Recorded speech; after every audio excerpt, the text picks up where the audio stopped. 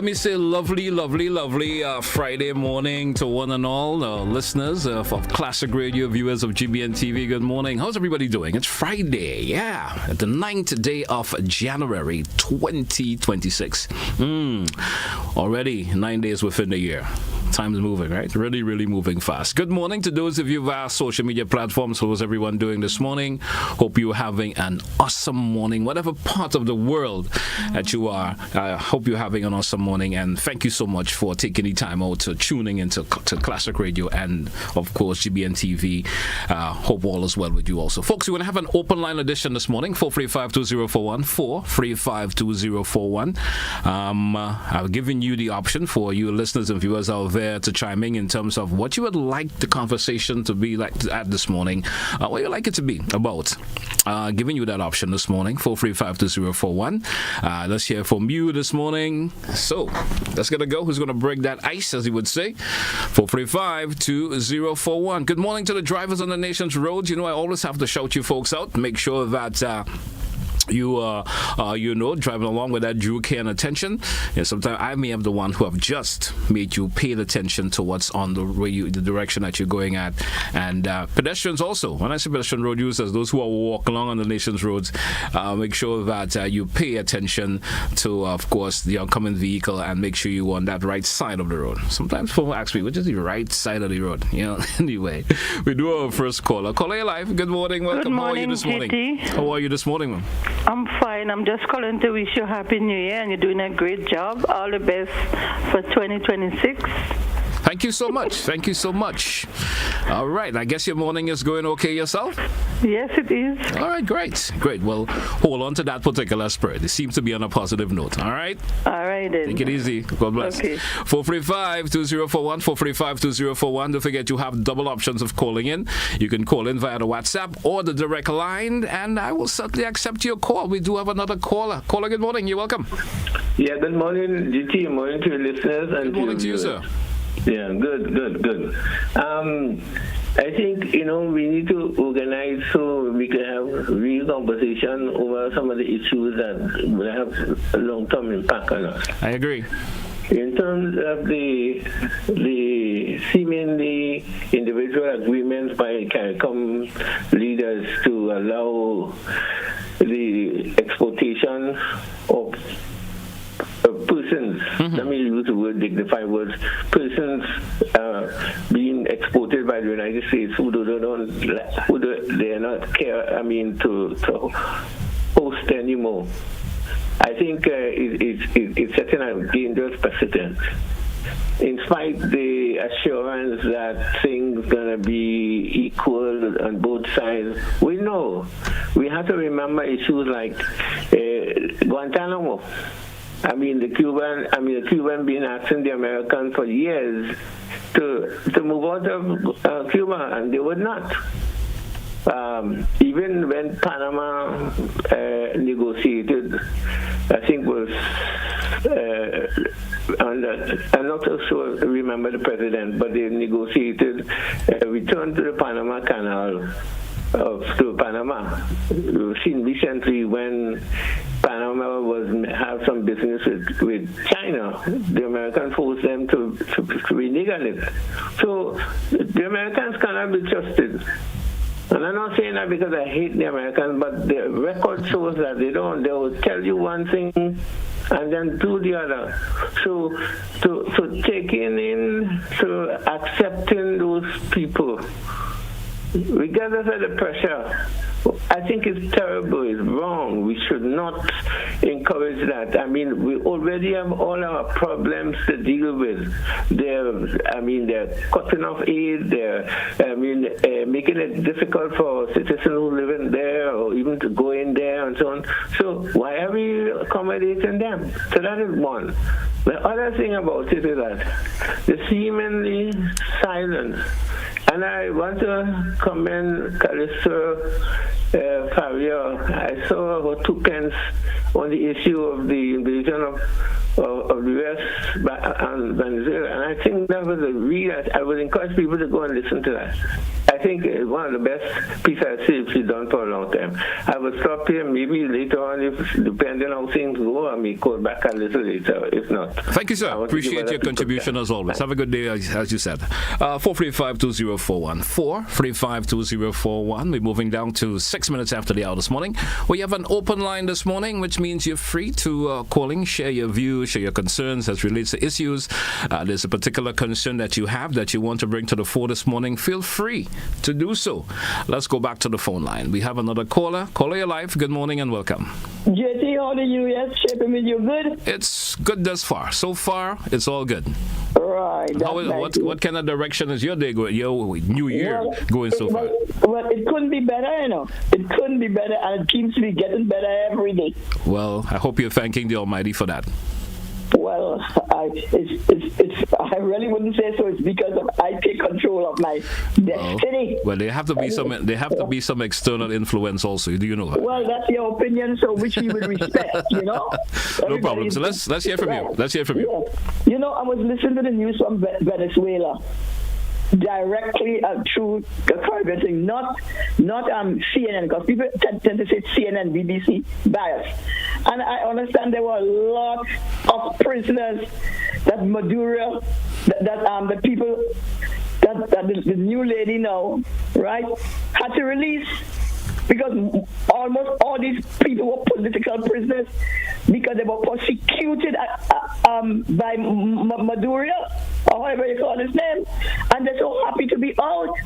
So it appears to me, I don't know about this thing about the drug trafficking and all this thing. I listened to all the indictment that was read, and it appears, or it is alleged, because I don't want people say that I accuse it. It is alleged that he was really involved in a lot of this thing that the American accused him of. And not only that, a lot of people that are wrong him too, because it's not only he alone that was indicted from what I see here. It's like a whole he's in a circle, so probably there is some credibility, and I'm not saying all, some there's credibility in what the Americans are saying, but still that is no justification for just coming and take somebody like that. But that's a different, so I wouldn't like to get into that. But maybe it seems so. Then again, you have to take into consideration, when I talk to somebody that, and this thing usually has happened, JT, these leaders, not necessarily this one, anytime you see they find oil, it's only a clique of people that benefiting, right? The benefiting and not the general population. You have accusations going on right now in a certain country that just found oil about a few years ago is only in a circle and it's not reaching the people. You're hearing that happening in Nigeria. Or most of these oil producing companies, oil producing areas, countries, there's always the allegation or the accusation that the wealth is not reaching the people. It's only the leaders, and the leaders use that thing to bribe people. And I'm not accusing any particular, I'm just saying what the allegations are, to keep themselves in power. And it's not reaching to the people. So this is the same thing that they are saying now in Venezuela, that the wealth is not reaching to the people. And look at, for instance, the elections. Up to now, they have not even printed a paper. They have not given the results. All these allegations of rigging and all those sort of things, and he keep on prosecuting people. That's all. So when you listen to the Venezuelan news, like I say, it's not the BBC and the Americans that just say things, because you know these medias already. People will jump and say, oh, they want to say things because they want to direct the narrative. It's not that. When you look, when you listen, it seems to me that the people in Venezuela was not treated fairly and properly in election, in connection to the wealth, and they were prosecuted. His opponents, because Machoda, how we call that, at the lead. Cole, I want to thank you. I want to thank you a whole lot. From you, of course, I think we got the gist of your contribution this morning. Thank you so much. Bye-bye. Okay. 435-2041, 435-2041. It's the number if you want to be part of today's edition of To The Point. We have an open line. It's Friday, the 9th of January, 2026. Let me say good morning to Chef Jilly. Good morning. Probably in the kitchen or you're at work. I'm not sure where you're at right now, but good morning to you. Hope all is well. Hey, don't forget GBN's All Down Fest, January 31st, Pearls Airstrip. I hope you folks are geared up for that. Much more information as the days and weeks comes along. We'll share more information. I can say weeks because, before you know it, we'll be wrapping up the month of January. Time flies so fast. 435-2041. The lines are open to you folks. Let's get the ball rolling again. Let's see who's wants to make their contribution this morning on today's edition of To The Point. An issue that had just come to mind, and I'm not sure if you folks will want to chime in on it. Yesterday having that conversation with the hierarchy of the RGPF, and of course the question was asked in relation to gambling and so forth, and of course one of the members of the force did say that there's not much they could do about it now due to the cause of the laws been changed a couple of years ago. So in essence they're saying that when we see the roadsides gambling, the hours of the night and so forth, there's not much the RGPF. So folks may be calling and telling the RGPF, hey, there's gambling, there's disturbance and stuff that are taking place, but there's not much they can do except, maybe the new laws in terms of the police happen to go and interrupt it while it's taking place. So I guess that's one of the reason why you may not see nothing much been done by the police in reference to it. So I'm assuming that. Maybe you want to chime in on that, if you want to give a feedback in relation to that also. 435-2041, 435-2041. The lines are opened. If you want to also make a contribution via the WhatsApp, feel free to do so also. And let me take a peek at the WhatsApp. Let's see some of the contributions that have been thrown out so far. Someone is saying, I would like to have more chat on independence. We wait until independence is only a few days away before we have conversation in relation to that. Caller, that's a good, of course, idea. If you want to chime in terms of calling and start a conversation that relates to independence, we certainly can do so. That's the reason why we're having an open line this morning. We have another caller. Caller via WhatsApp. Good morning. You're welcome. WhatsApp caller. Good morning. Good morning to you, sir. How are you doing this morning? I'm good. I'm just trying to make a call to give my point. Go right ahead. You're live. Huh? Go right ahead. Yeah. With the deportees, the Americans sending in the Caribbean, and also I listened to a caller saying the best thing he heard is from a certain media with a lady, I don't want to call name, giving the best information on what's going on in America. That, to me, that lady, the journalist lady and some of the people she interviewing with the anti-American sentiment, I think these people and them become Renaissance leftists who you just flame in the fire more that you cannot help. So why host programs with these things to put Grenada in more trouble? And also with the refugee Antigua and Dominica and St. Kitts. Now, Antigua is the most friendly Caribbean country in terms of taking in immigrants. About 2 years ago, 900 and something West African land in Antigua, and they didn't go. And the Antiguan government tell them you have two options: either you go to your next destination, or come for status. We will naturalize you. So Gaston is the only true CARICOM leader in terms of treating people good. And Dominica is an empty place. I think they shouldn't wait for Donald Trump to force it on them. They should be taking people. Because Dominica is a large island, even though you might hear they call them a small island. The island is empty with a lot of people. And I seen St. Kitts where the guy said he will take deportees, but they have to be Caribbean. Now, in the case of Grenada, we are not too immigrant friendly. We talk leftist politics, anti-imperialism, and the same people who talking anti-imperialism like they know about what's going on in Venezuela. I never heard they talk about what happened on October 1983, but which they know about. The people I saw, the lady interviewing, they know what happened on October 1983. They never talk about it.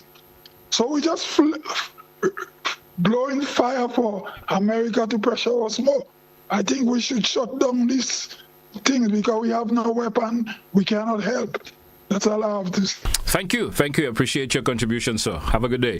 We do have another caller. Caller, you're live. Good morning. Welcome. Greetings, Mr. Telesford. How are you? Doing great, sir. What about you this morning? Pretty all right, by the grace of God, Mr. All right, great. Telesford, you know, that word they call, pardon, that word, quote-unquote, dignity in the English language has to be studied by our people. Just an observation. What a coincidence, Mr. Telesford. As soon as I laid back here and quote-unquote cocked up my foot and reached out to the telephone, the handset, I heard you make a comment of a call from a caller suggesting that we speak a little more of quote-unquote independence. Am I correct? Did I hear that? Yeah, that is not a caller, but it was not really a caller. It was a comment from someone via WhatsApp. Right, which you read out there. And I said, look what I can, because that is what I wanted to talk about this morning again, Mr. Telesford. We're building up towards the 52nd anniversary of our quote-unquote independence now. Tell me something. And again, I'm clamoring once more because hardly anybody. I say I in this case because I'm the only person who's been speaking about this, Mr. Telesford. We've been bluffed for 52 years. The leadership of this country knows it. The Law Association, otherwise known as the Bar Association of Grenada, knows it. Historical document quotes it, and I particularly refer to a document published in 2002 called Constitutional Revision in Grenada, Some Things to Consider, authored by Nicholas Liverpool et al. The team included Carol Bristol back then, may he rest in peace, Basil Harford, rest in peace, a man called Nicholas Liverpool who headed it from Dominica. He was then handed over the chairmanship to Mr. Lyle St. Paul, a prominent Grenadian justice. And there was another one, Father then Deacon Gerard Paul. He's the only one alive of the team today. And it is clear, Mr. Telesford, it was stipulated in a sort of advisory orientational document which they published. The second paragraph is crystal clearly written. It said, neither the document terminating, first of all, the document started by saying what the Constitution is, where it gets its power, and of the power given to create the laws and the Parliament of it. Then it went on to say, neither the document terminating Grenada's association with the United Kingdom nor the concurrent Constitution are resolutions emanating from the Parliament of Grenada, but on its face continue to be imperial orders in council of the Queen's most excellent majesty. It was then the Queen. Today we have the King and what have you.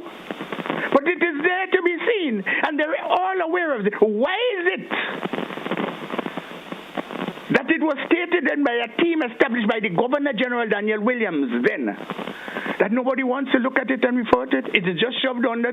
We've been speaking about it for 9 years now, and nobody, because it's who talking about it. But Mr. Telesford, the people in Grenada that we have put our trust in to manage our affairs are predominantly Diku people.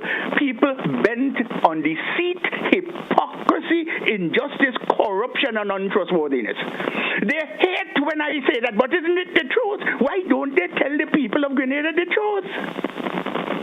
The truth is Grenada has never been a politically and independent and sovereign nation state. Yes, it went to the United States, but if we read the documentation, in 1973, the debate in the House of Commons, and in 1974, 7 days before the so-called independence of this country, we would see that even the debate in the Parliament, the British government knew. If we look at the West Indies Act, Chapter chapter 10, subsection 1 and subsection 2, section 10, 1 and 2, we would see how Grenada had the opportunity to become an independent state, as is Barbados, as is Trinidad and Tobago, as is Jamaica.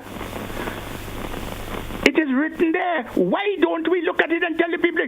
No, they do not want to spit out the tete that they have in the mouth, which the system has created for them. We're still a constitutional monarchy. We honor the king. Now the change they made to laws and so on, and we are not swear to the king again. But hear this: before the so-called Governor General goes into the Parliament outside with the police force and the guard of honor, say, "Royal salute, President."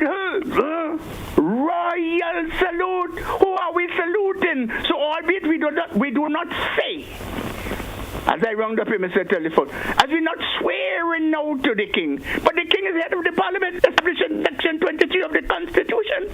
The king is the head of the executive, as established in Section 57, and they know that these are articles in the Constitution which, if put to the people in referendum, can be changed to take and create conditions for Grenada's independence. And no, but they continue to bluff because the tate, as I say, fits nicely in the mouth so they can pimp and lie and deceive the people. So the time that we start understanding what this is all about, brother, we're in 2026 now, brothers and sisters. Open your door. Let me retract that word and say, your God-blessed eyes, and let mine be the goddamn ones. Thank you very much, Mr. Telesford. Do have a nice day, will you, sir? You too, sir. Have a blessed day yourself, and certainly do appreciate your contribution. We have a comment from someone via the WhatsApp. They're saying on Tuesday, I went to a supermarket. I was refrained from mentioning the name of the supermarket to purchase an item. Taking the item to the cashier, I found out that the item was priced wrong. It was more in the computer than what's on the shelf. I was told that I have to pay the price that's in the computer and not the price on the shelf. Should I not be charged for the price that was on the shelf price or the present shelf price? That is a bit of something that, of course, the particular establishments may need to have dealt with. So, because sometimes they do have that markup. I have had that problem already myself, where you see a shelf price and then you go to pay, and maybe it has not been changed in the system for whatever. I'm just assuming. Maybe I'm just giving a suggestion with and they may not have changed it in the system, and it leads to where you may have to pay the price that, or maybe that product maybe price been reduced for various reasons, but hasn't been changed in the system. I have had that. Something I have, of course, had an issue with one of those establishments for already, and just left the item. I wanted to pay the shelf price. Caller, your life. Good morning. Hi, good morning to you, GT, and to your followers. Good morning to you, the whole matter of the refugees.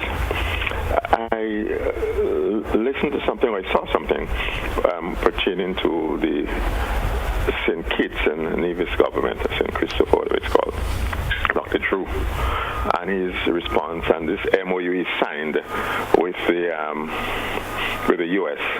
You know, as I always say, an MOU is something that you already sign when you cannot get into a actual contract with somebody, and it normally says a lot, but not very much. But looking at this MOU, GT, I don't know if you saw it. His conditions are, first of all, they must be members of CARICOM states. They shouldn't have any criminal record, especially violence or sexual offenses. Now, let's think about it. What are the odds of somebody from another CARICOM state who doesn't have a criminal record not being welcome back in the country, unless there's some kind of political extremist or something like that? So when you look at it, to me it's a kind of game. You say you sign something, but as the Americans say, it's a nothing burger. There's nothing in it, because I don't know of a Caribbean person who don't have a criminal record or any such thing. Not wanting to go back to their own country. Who's a persona non grata in their own country. Why would they not want you back? Because these are people who cannot go back to their countries. So, I don't know, there will probably be no takers. It will amount to nobody. That's a bit concerning, eh? Yeah, because, that's what some politicians play games, yeah? They want to be on Uncle Sam's good list. So they say, we'll sign an MOU with you. But we're only going to take CARICOM citizens, not Haitians, mind you. They don't want Haitians. They specify no Haitians, right? Other CARICOM citizens, no criminal record, who cannot return to their own country. I don't know how many people will fit that description. So I guess they try to drink Uncle Sam, but I think he's smarter than that. Okay, then. Have a good day and have a wonderful weekend to you and so everyone. I appreciate your contribution this morning. That's a little bit ticklish, eh? Yeah, I mean, I don't think anybody who's a CARICOM national except may not want to go back to their own country, or their own country may not want them. It's a little bit ticklish in terms of how you think about it. Folks, we're due for a break. Let's take a break. When we come back, we, of course, entertain more of your calls. Stay with us to the point. An open line edition for today, Friday. We'll be right back after the break. Don't touch it down.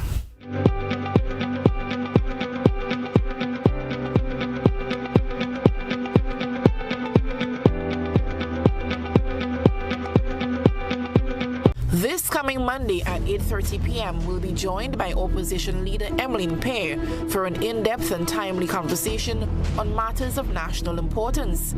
As Grenada looks ahead to the year 2026, this discussion promises insight, perspective, and accountability from one of the country's leading political voices. That's Beyond the Headlines, Monday night at 8:30 across GBN platforms.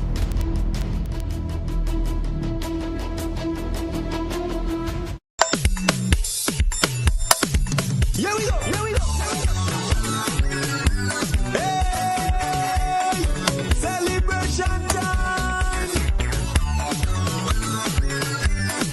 What did you believe? Grenada, the athletic season heats up with the Adrian Mitchell Open, the second development meet in the Grenada Athletic Association's Development Meet Series. Join us at the Karani James Athletic Stadium on Saturday, January 10th, 2026 for the Adrian Mitchell Open. Competition commences at 9:30 a.m. sharp. Come out and watch our young and senior athletes push their limits as they prepare for the Carifta Games. Admission, adults $10, children $5. Be there at the Karani James Athletic Stadium and witness the rise of our future champions. And don't miss the grand finale of the series, the Charlie George Classic, on January 24th, 2026.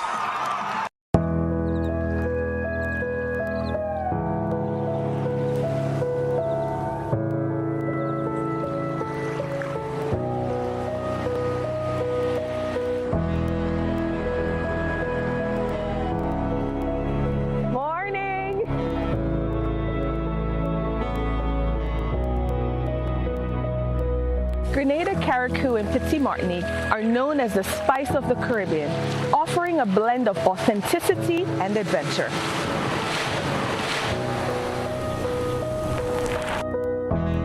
Our unique selling points include pristine beaches, lush rainforests, rich cultural heritage, and vibrant festivals. These elements create a tapestry of experiences that awaken the senses and invite travelers to explore the beauty of our islands. We're also keeping an eye on industry trends like personalization, sustainability, wellness, and tech-enabled journeys. Personalization allows us to create bespoke experiences tailored to individual preferences, while sustainability ensures that our tourism practices preserve the environment and benefit local communities. Wellness travel is on the rise, with visitors seeking relaxation and rejuvenation, and technology is enhancing the travel experience through AI-powered trip planning and virtual reality previews. By embracing these trends, we can ensure that our offerings remain appealing and relevant to travelers around the world.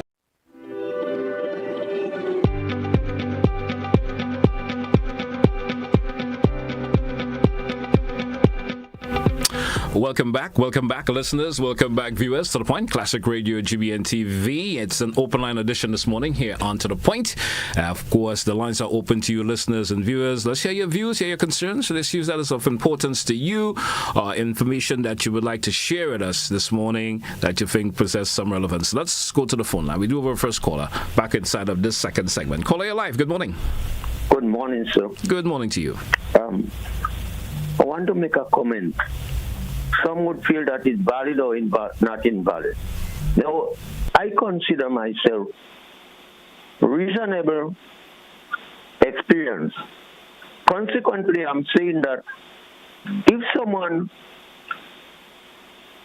was a Grenadian and he or she went to America and stays sometime and he becomes a citizen of America, well, let's say he renounces his or her citizenship as a Grenadian, then I don't see how America has the right to send them back to the different states to which they have no citizenship of.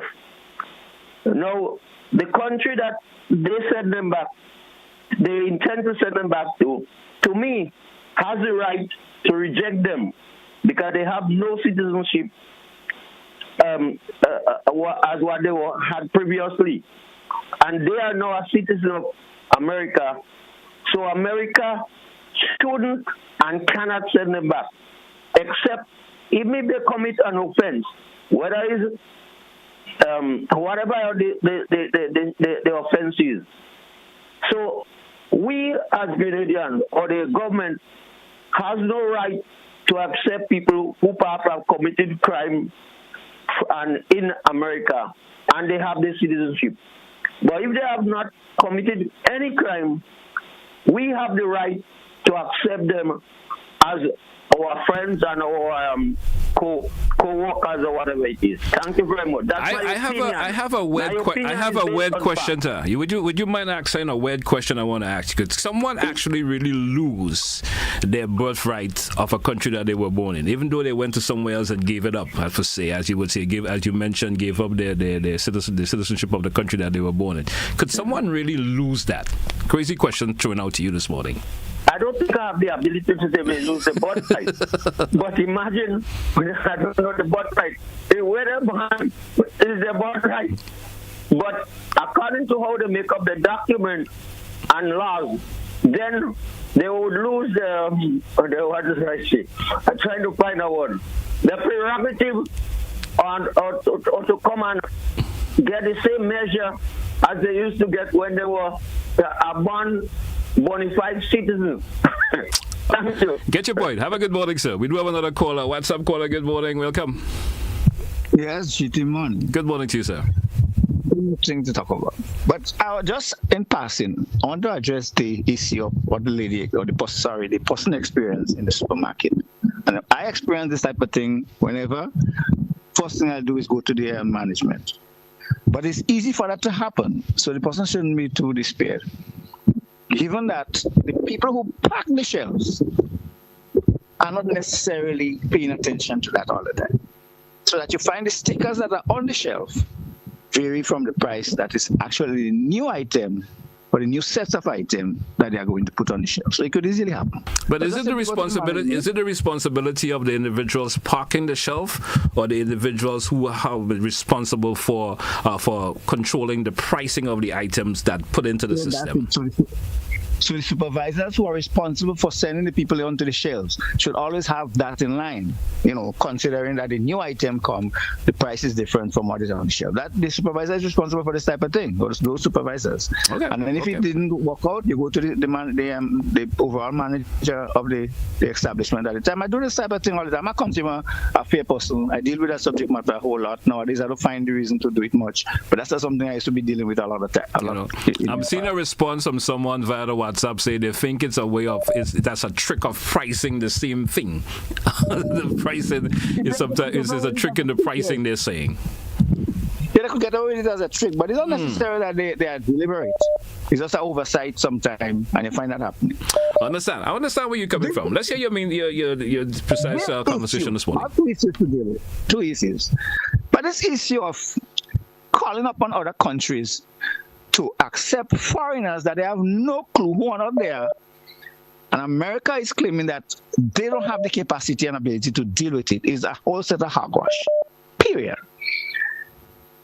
And you look at the situation, you go back in history. The state of Australia was established from the British Empire, where they sent all the bad boys and bad girls, you might see, if they could have found bad girls in those days. But for sure, it started off with bad boys.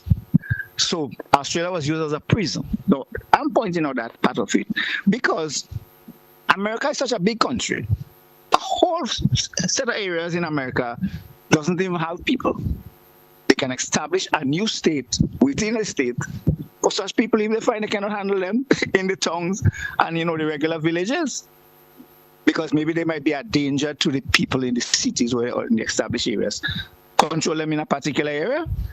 I mean, at least that's an idea. As to whether it makes sense for real is another thing. But the whole thing about asking other nations to accept people, where did that idea come from? I mean, we know that Donald Trump is a kind of crazy, kind of guy without no understanding and intelligence. So any kind of funny thing would come from his head. And this is one of the funniest one I've ever heard. As much as the whole idea with Venezuela and the oil was a set of hogwash and nonsense. I mean, not the oil, but the narco terrorism, and so on and so on and so on. So I don't understand where that idea comes from. And governments acquiescing to it, and especially independently, as I noticed it happening in the situation now where St. Kitts, I think they said, Dominicans, about another country, have accepted the idea. It's always an interest. But I listened to the statement put out by the Grenada government relating to the security concern or the ramping up of the security levels that came from the United States Department of State. I think they say it come from. But isn't that in passing? Let me point out that the Department of State has been changed in name to Department of War. I think something like that happened. I'm not sure if it's the same department, State Department, and there's the Department of War. I think it's two complete different departments. Maybe one of Defense. Yeah. It has been changed to the Department of War. I think usually the Defense Department has been named the Department of War or something like that. These two departments in the United States coordinate as one, basically, because the State Department and the Ministry of Defense, as you might call it, function as one in the United States. Now, what I am understanding, I should say, I guess we lost the caller there. Apology for that. Caller, you may have to call us back. We lost you there for a wee bit, but we do have another caller. Caller, you're live on the direct line. Good morning to you. Yes, good morning, Doc. How are you doing this morning, sir? Quiet, and have a good day. I'll tell you something. This thing becomes so complicated. The Department of State is now of Defense is now called the Department of War. So the guy's right. I'll tell you something. I show you in media, and I'm picking up those things internationally. I think you picking up some of those things internationally too. And am I hearing that the United Nations becomes irrelevant, the IMF becomes irrelevant, the World Bank becomes irrelevant, and so CARICOM also has become irrelevant. Now this thing with the deportees, it's only showing up that we do not have leaders in the Caribbean. That's what it's saying up there now. Who is ruling the world? Is it one country that is ruling the rest of the world, the United States?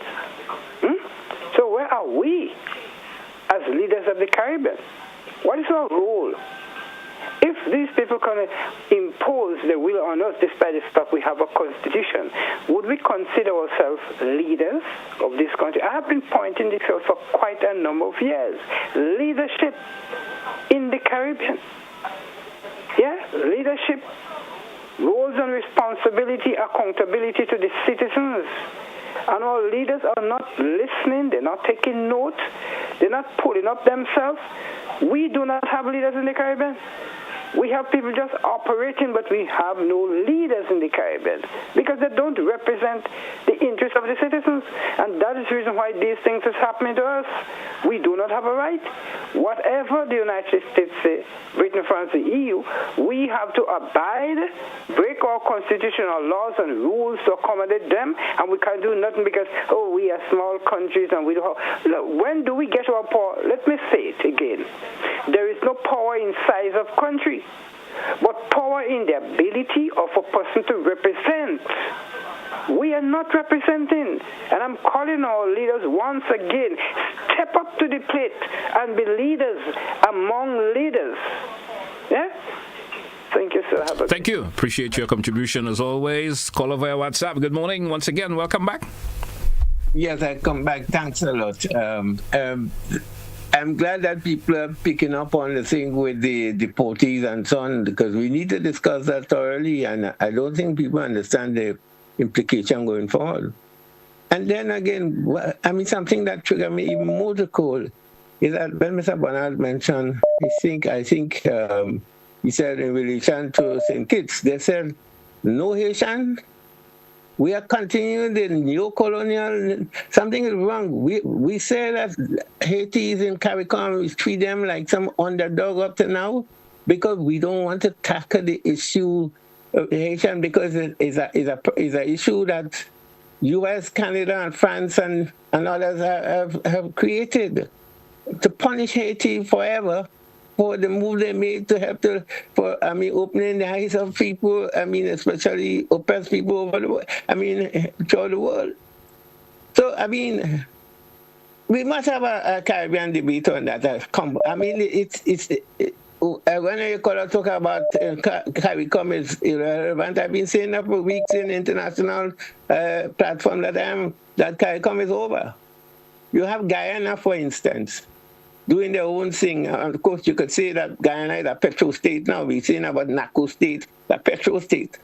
They have agreed. They are in talks. The latest was that they are in talks to accommodate the same deportees. And of course, they can't say no, because they are now at the behest. They are serving the imperial power. So those people who are quick to point fingers at some of us who try to bring clarity, or at least to plead for us to have more understanding of what we're getting into and putting labels on us, I think they're doing a disservice to future generation. Thank you. To be honest. Too. Thanks. Thank you a whole lot. 435-2041. We can take another call before the break, although we drew for a break, but let's take this caller. WhatsApp caller, you're live. Good morning, welcome.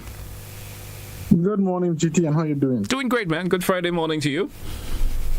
Thank you, and same to you. I don't think I called for the New Year, so I want to wish you Happy New Year and all of your listeners and your family. Thanks a whole lot. The same goes out to you, sir. Thank you, sir. I want to make some brief comments, and the one has to do with the instance of the citizenship. When one person receives U.S. citizenship, they do not have to denounce their citizenship from any of the countries of origin. So it's a matter of persons coming and getting citizenship in the U.S., they would have what you call dual citizenship. So that would mean that the person have citizenship both for the U.S. and let's say if they're from Trinidad, they would have a citizenship of Trinidad and Tobago. Okay, great. Great. Mm-hmm. Yeah. Now, in regards to the pricing on the shelf, there's a term in law called caveat emptor, which means what you see is what you get. Which means that if you go to a shelf and you see a certain price, it would mean that they would have to honor the price that is on the shelf because that's what they have advertised it at. And so that would mean that is what they would have to sell it at.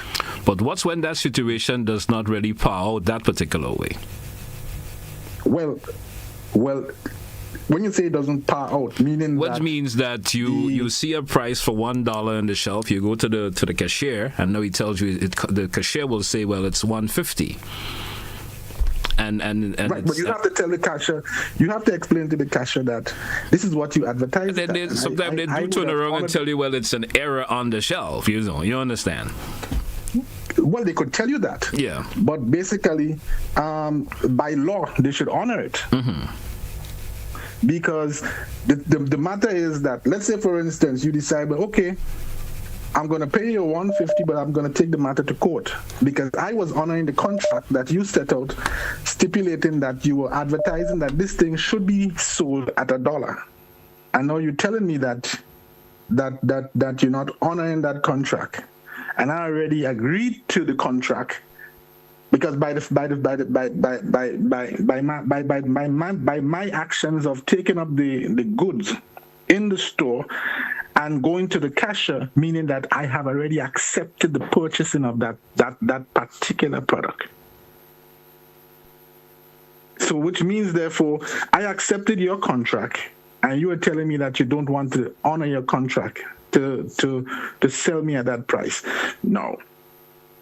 I can say basically, all right, I understand there's a mistake, and I'm willing to forego the contract and pay you more for it. But if I'm saying to the establishment that I do wish to honor the contract that you advertised at, you can advertise at one thing and then sell at another price. I understand where you're coming from, sir. I certainly do understand. But it's something that seems to be ongoing from time to time. You go to various business establishments and you see that, and it's always a bit of concern for me, because then you see you end up paying more in terms of what you bargained for. You understand? Understand, and basically, establishment has to be aware that it's a contract that they're signing when they put a particular price up on a good, and then does not want to sell it at a price, because establishing in contract law, caveat camper, you have to sell it for what you advertised it at. You can't come and say, no, I'm going to sell it for more, because that would be a breach of your contract. I understand. I mean, I understand how you bringing it across, but sometimes as regular citizens, we forego the issues that comes along with it, and we just go ahead and pay what we were told that we're supposed to pay. You understand? We may just say, all right, you say 150, let's pay the 150 and get it over with. You understand? Right, because sometimes you don't want to go into the ramblings back and forth and have all this. So you just say, all right, I'll pay the 150. It doesn't put me out at a disadvantage. So let me just pay the 50 cents and keep moving. All right. I understand that, but basically, I guess maybe some establishment is not aware that is a contract that they're signing when they do that. Okay. And so they may basically want to say, I can leave it. Because you see what it tries, what is hoping, or what the law is hoping to have not done, is that you advertise it at a particular price, get a lot of people attracted to it at a certain price, and then being tricked to purchase it for a different price. That's what the law does not want happen. Okay. And in that case, so that is what it's trying to seek not to do. Now, I don't know whether the establishment is doing that, but in actuality, it should not be done, and persons must somewhat take cognizance of what it is that they have up on the shelves, and so go ahead and not forgo and sell it at a different price to make a profit on people's ignorance. All right. Thanks a lot, man. Thank you, sir. Thank you. Appreciate your contribution. We do have another caller before the break. Caller, you're live. Caller via the direct line. Go right ahead with your contribution, please. Good morning, Joe. How you doing, sir? Doing great. How are you this morning? I'm fine, brother. I'm fine. I think that's the caller that said the Grenada is still negotiating with the U.S. on the radar. And we did see that the radar went to Tobago, and we have seen that Maduro is in jail in New York. So are we still negotiating? Where are we on this issue? Our leaders haven't told us nothing. Here we have an issue where we have migrants coming here, and we are saying that we don't want them here. I think we will differ with that. I think we are boasting that we need people here. We need people to come in. Our country is small and we don't have enough people here. Now we're getting people. What we have to do is get these people coming in and make sure that some people say, they're not the sharpest in the class. But I do believe that people that travel to other countries to try to make it, try to make a life, they are good people. I have a friend that came from Syria, spent 5 years in Grenada. He was a slave. Told me he was a slave. He worked for free. He was enslaved for 5 years. Today he owns 2 vehicles and 2 houses, and his business is over $1 million, and he's doing well. So you have to understand that people that travel and go to look for work to make a better life are good people. So I don't think the notion that people are coming here is bad people. I believe that we have to open our hearts and our minds and let it come in, because you don't understand. You're dealing with a different administration in America. You have Donald Trump say he's going to run Venezuela for more than 1 year. To Cuba, that was depending on Venezuela for the lifeline, the oil and the money to run the country. They have no money now and no oil to run the country. So Cuba will be in such a bad state at the middle of this year. Looking at Cuba going to pull up. So which of the islands in the Caribbean think going to help Cuba right now? They still love Cuba. This time they're hypocrite. They're only using Cuba to get what they want. And all people understand that. When they hear they talk about they should don't helicopter in Grenada, posting that from GBN, or should don't helicopter. You understand? They're living in the past. The world has moved on. They have to move on too. That's why they're stuck on this revolution mindset. The world has moved on, people. Okay. Try to move on too. Thank you, caller. Thank you, man. Thank you. Appreciate your contribution this morning. We have another caller. We may have to forego the break in this segment. Caller, you're live via WhatsApp. Go right ahead, please. Good morning, Mr. GT. Good morning to you, sir. I think the penultimate caller was describing something that's about the prices that could be considered to be bait and switch. Yes. And I have a question for you. He quoted this law that say that when there's a price on the and by the way, that's not to pick on the caller. That's not my intention at all. I don't want it to be construed as that. We quoted the price as the law as that if there's a price that's advertised on the shelf, and when you go to the cashier, they charge you more. They're obligated by law to charge you the lower price. My question is, what happens if the price that's advertised on the shelf is a higher price, say $5, and when you go to the cashier, it's lower, it's $4, and it was a mistake? Will you insist also on paying the higher price because that's the price that was advertised on the shelf? Well, that's a little bit debatable there now, right? Yes, exactly.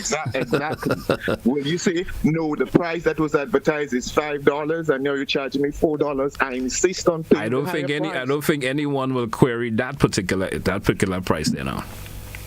Okay, right. So they will acknowledge that it was a mistake, right? All right. Okay, so it works both ways. It certainly do. All right, man. Thanks a whole lot. Appreciate your call. All right. Let's look at it at a different angle there. We do have another caller. We lost that caller there. And since we lost the caller, we're probably going to take the break. 435-2041 when we come back after the break. Stay with us. Open line for today, Friday. We will be right back. Break should be pretty short. We'll be right back.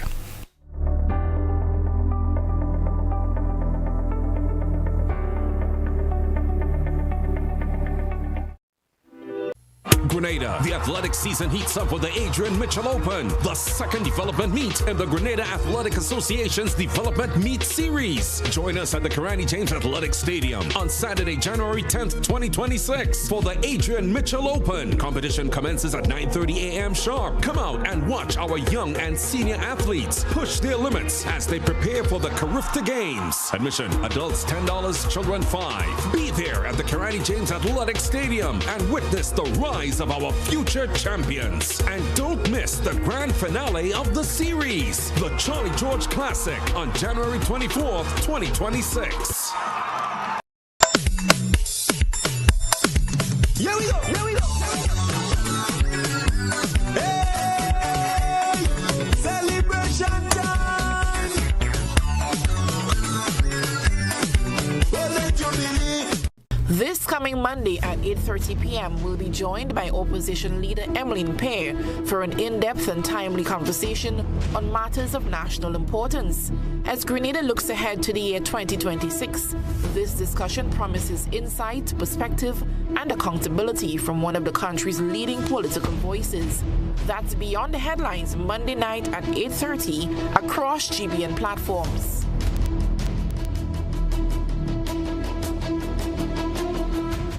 Ladies and gentlemen, we're beginning our final descent to Morris Bishop International Airport. Welcome to Grenada. Our marketing goals for 2026 are ambitious yet achievable. We aim to drive airlift growth by collaborating with airlines and travel partners to expand seat capacity and routes.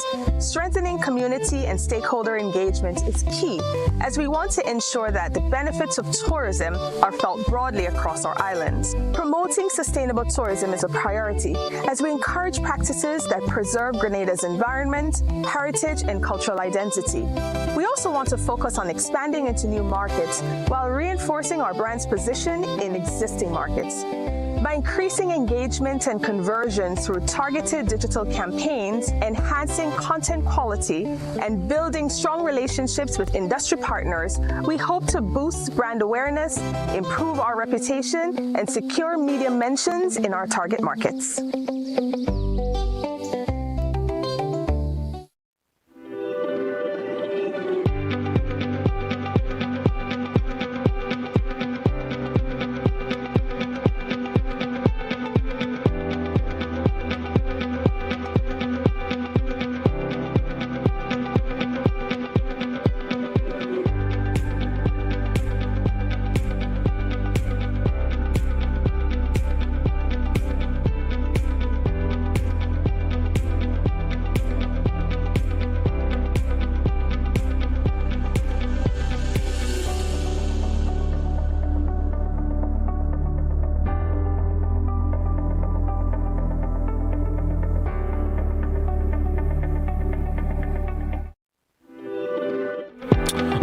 Welcome back to our listeners. Welcome back, viewers. It's To The Point. Of course, we just have a few more minutes left on today's edition of To The Point, our open line edition. Let's go to the phone line. Call here live via WhatsApp. Good morning.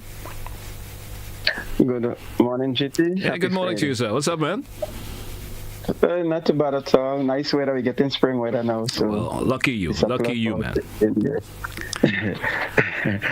GT, I heard most of the callers they're talking about like going to establishment and then the price is one thing here, then when you reach the register, it changes. Yeah, last week I had the same problem too. I went to an establishment, which I can't tell you the name, and then I purchased something, but it was on the sale price, right? And when I reached the register, the price was totally different, was more because it changed from the sale to the regular price I normally do. All right, so when I reached and they ring me up, and then I realized that. So I said, no, that's a problem. The price over there is one price, and then when I reached the register, it was the other price. So what I did now, went back, I took a picture, all right, of the item with the price, then I bring it back to them, and then the supervisor came, all right, and then when I showed them the price, and then they made the adjustment in the computer because the price,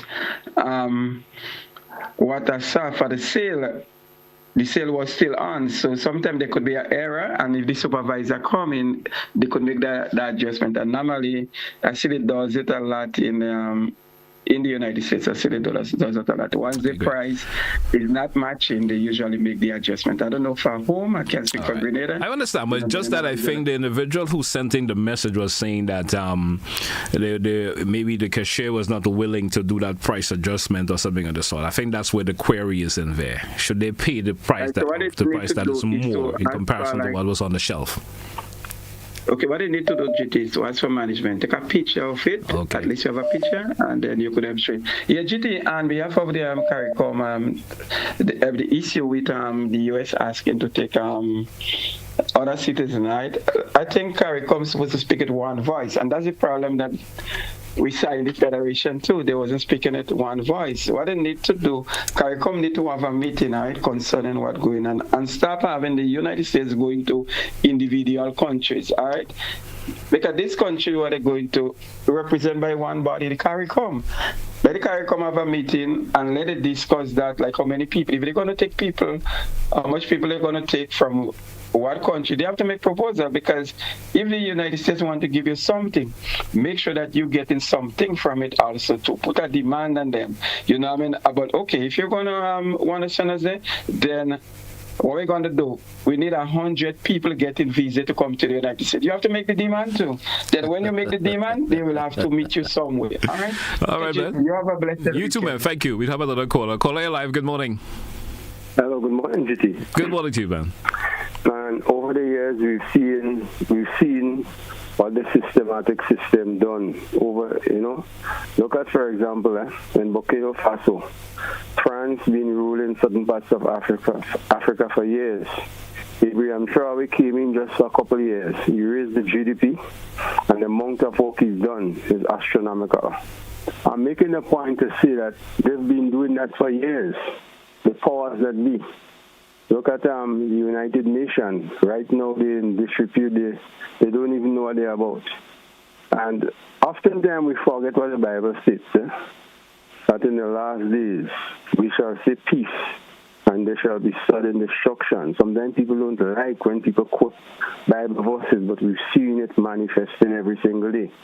And with what happened in Venezuela, it shows that it kind of hit home, because we saw what happened to Libya. When Muammar Gaddafi, Libya was one of the most thriving places in the world.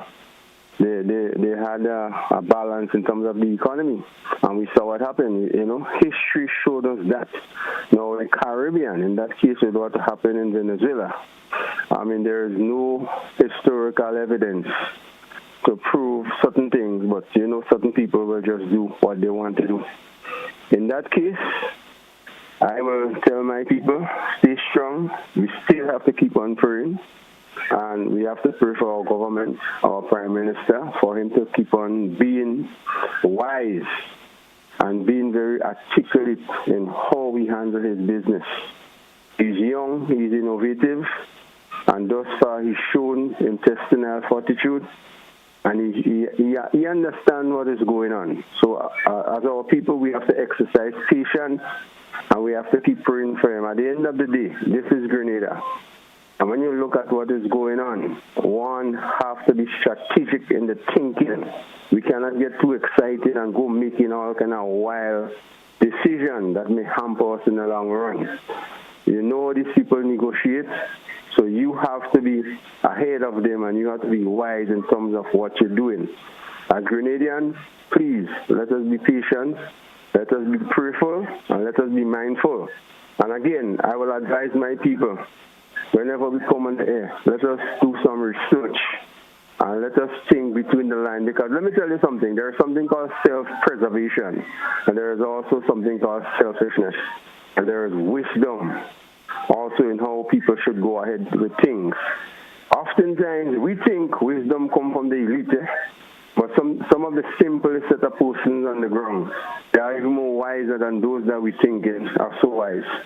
You understand what I'm saying? As Solomon asked for wisdom, he did not ask for riches. And right now, how I see and what I see going on in Grenada, because you hear certain things and sometimes you wonder if people listening to the news or if certain people are oblivious to the reality as to what is going on in Grenada. I think the Prime Minister, they're doing a tremendous job in terms of what they're doing. You understand? And we have to be honest about it. The fact remains is they had some monies in the coffers. They have to spend that. You had an administration in the past who basically did not do a lot of things. You had ministry, dilapidated police station, roads to be fixed. Monies have to be spent. Look at the creative. We can boast today about the creatives, about the education. We can boast about, teachers are given the opportunity to do a lot of things. People are being regulated. And there's a lot that is going on in Grenada, Carriacou, and Pidimantnik, and we should be proud. Have yourself a blessed GT. You too, sir. Have a good day yourself, and thank you for your contribution. Hey, folks, that's how we're going to take a wrap for today's edition of To The Point. I want to thank everyone who tuned in this morning, whether you viewed via GBN TV or you're listening to Classic Radio. Thanks a whole lot. Those of you who have been with the program for the entire week, I want to say thank you also. Join me again next week for more editions of To The Point. Until then, have a good one, folks. That's why I say goodbye for today. Have a good one.